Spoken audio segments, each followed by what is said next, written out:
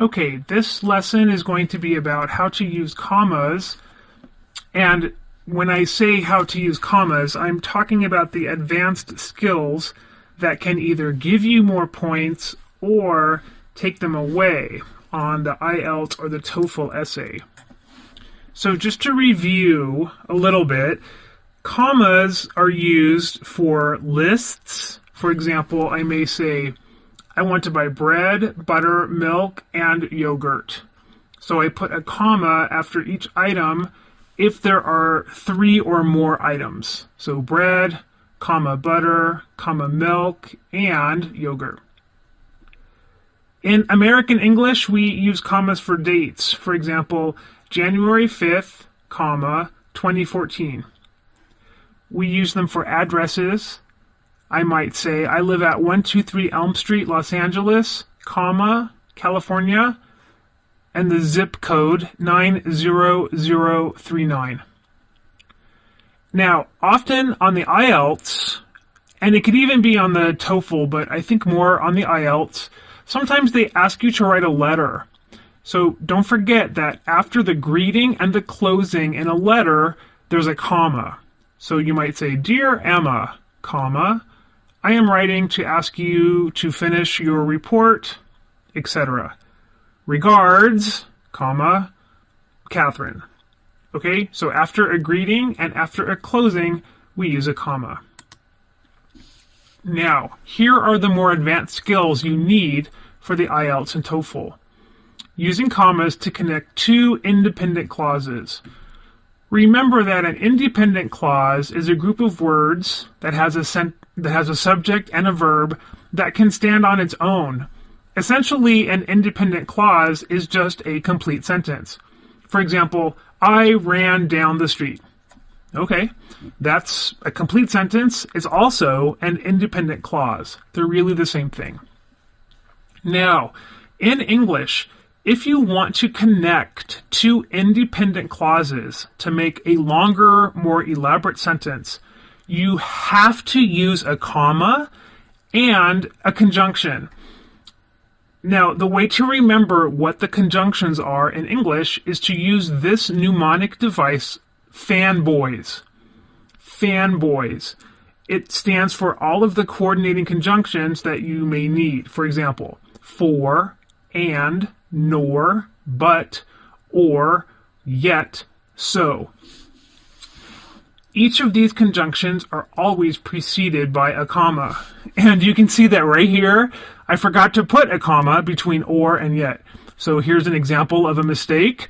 And if I were to do this on the test, I would lose some points. I wouldn't fail, but I would lose some points. So there should be a comma right here between or and yet. All right, here's an example.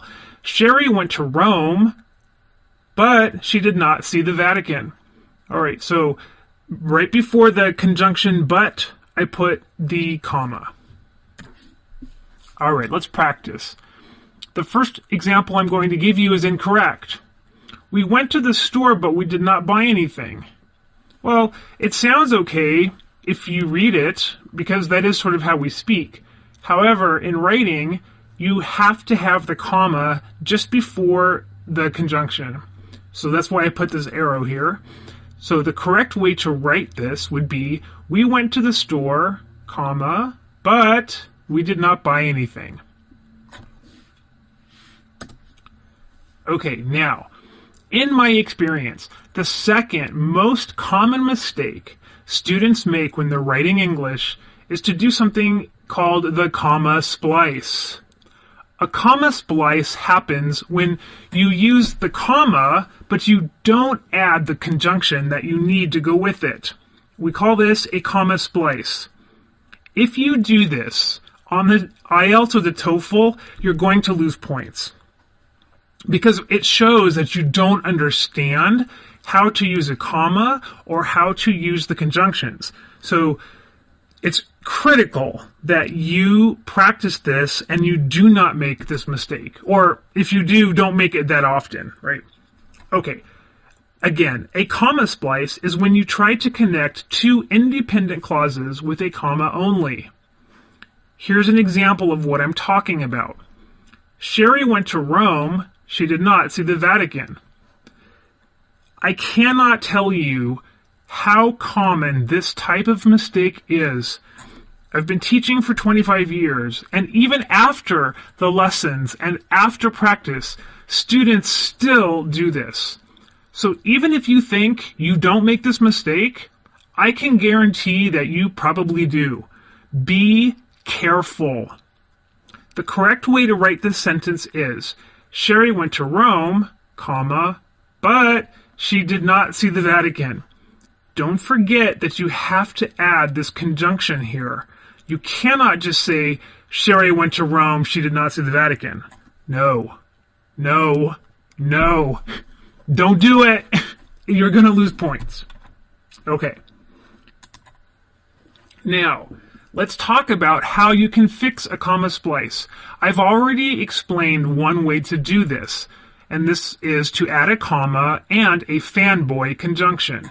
Remember that fanboy stands for the conjunctions for, and, nor, but, or, yet. Any of those. This is the easiest way to avoid this mistake. Okay, now, there is another way that you can avoid a comma splice. This is more sophisticated, and it's a higher level skill. And if you can do this without making a mistake, you are going to get up into the 30-point level for the TOEFL or the band 9 level for the IELTS. This is what they're looking for, this kind of sophistication. You can make a subordinating clause. A subordinating clause is a clause or a group of words that cannot stand alone. They need to be connected to something. So you can make a subordinating clause by adding a subordinating conjunction such as since, although, while, when, because. These are what we call subordinating conjunctions, and they're different from the fanboy conjunctions. So you have fanboy conjunctions and you have subordinating conjunctions. So here's an example.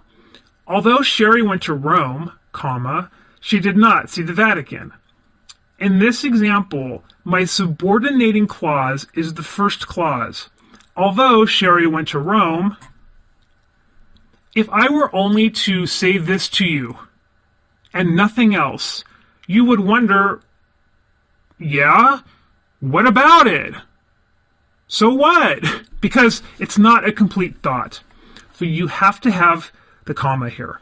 Although Sherry went to Rome, she did not see the Vatican.